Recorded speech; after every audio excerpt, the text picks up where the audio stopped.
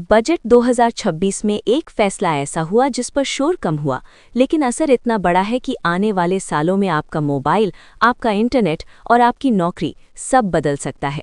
सवाल ये है, सरकार ने आखिर क्यों अचानक डेटा सेंटर और एआई कंपनियों को लंबी टैक्स से आज़ाद करने का फैसला किया? पहले ये समझिए, खेल क्या है। आज दुनिया में ताकत टैंक या मिसाइल से नहीं, डेटा से चलती है। आप क्या देखते हैं, क्या खरीदते हैं, क्या सोचते हैं, ये सब डेटा आज विदेशी सर्वरों में बंद है और यहीं से खेल शुरू होता है। भारत अब तक क्या खो रहा था? अरबों रुपए विदेश भेजे जा रहे थे। भारतीय डेटा पर विदेशी कंट्रोल था। हमारी डिजिटल सुरक्षा कमजोर थी, यानी इंटरनेट भारत में लेकिन कंट्रोल बाहर। यहीं से बजट 2026 का मास्टर स्ट्रोक शुरू होता है। सरकार ने साफ संकेत दे दिया कि भारत का डेटा अब भारत में ही रहेगा।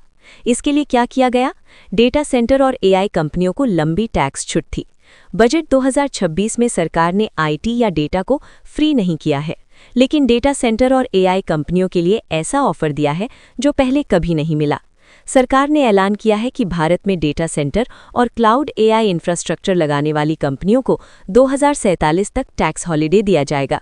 मतलब करीब 21 साल तक कॉर्पोरेट टैक्स में बड़ी राहत। डेटा प्रोसेसिंग और क्लाउड सर्विस पर 15% सेफ हार्बर नियम, ताकि टैक्स विवाद ना हो। अहम बात यह है कि ये छूट डेटा पर नहीं, बल्कि डेटा संभालने वाले इंफ्रास्ट्रक्चर पर दी गई है।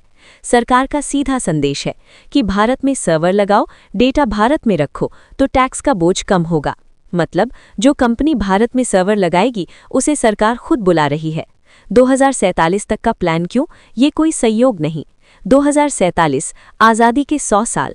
सरकार चाहती है कि तब तक भारत दुनिया का डेटा हब बने, एआई और सुपर कंप्यूटिंग में आत्मनिर्भर हो, विदेशी कंपनियां भारत को नज़रअंदाज ना कर सके। ये बजट नहीं, ये डिजिटल सत्ता की तैयारी है। अब सवाल जो हर आदमी पूछेगा, मुझे क्या? यहीं पर कहानी दिलचस्प हो जाती है। अगर डेटा भारत में होगा तो इंटरनेट और ऐप तेज होंगे, क्लाउड सर्विस सस्ती होगी, स्टार्टअप को बड़ा मौका मिलेगा, आईटी और टेक सेक्टर में नौकरियों की बारिश हो सकती है। यानी फैसला दिल्ली में हुआ है, लेकिन असर आपकी जेब तक आएगा। लेकिन रुकिए, खतरा भी है। डेटा सेंटर मतलब भारी बिजली खपत, पानी की बड़ी ज़रूरत, पर्यावरण पर दबाव। अगर संतुलन नहीं बना तो डिजिटल विकास के साथ नई समस्या भी पैदा हो सकती है। असली सवाल अब ये है, क्या ये नीति भारत को डिजिटल महाशक्ति बनाएगी या फिर फायदा सिर्फ बड़ी कंपनियां उठा लेंगी? इसका जवाब आने वाला वक्त देगा।